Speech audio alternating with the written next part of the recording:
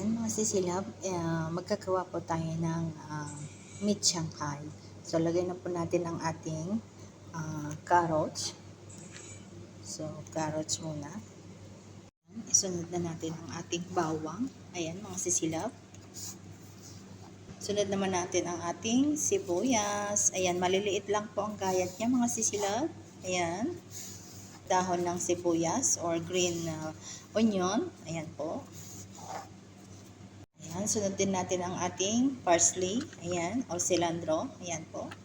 Ang dami. Paborito ko kasi ito. Mabango. Ayan, mga sisilab. Ayan po. Lagyan na rin natin ng mga spices. Garlic powder.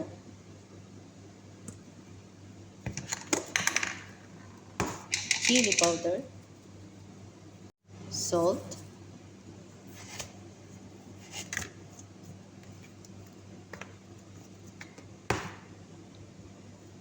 And black pepper.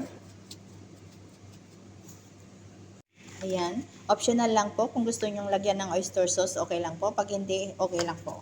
Ayan. Dahil meron po tayong available, lagyan na lang natin konti. Ayan.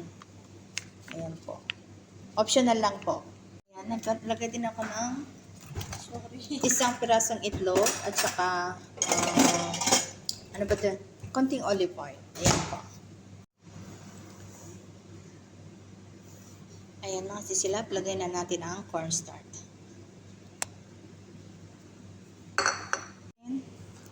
Ayan, para maghalo na ang mga sangkap, ingredients. O, diba?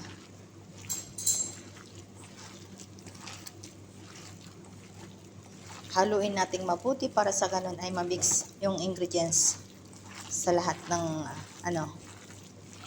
part ng karne. O, diba?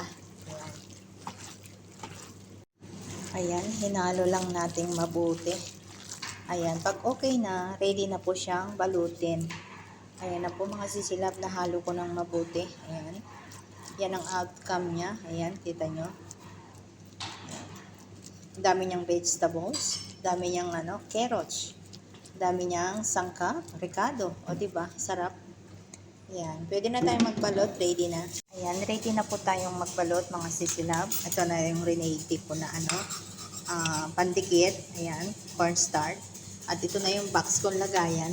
Kasi ilalagay ko dyan, hindi ko naman po lulutuin agad. Ayan. Ito yung ginawa ko na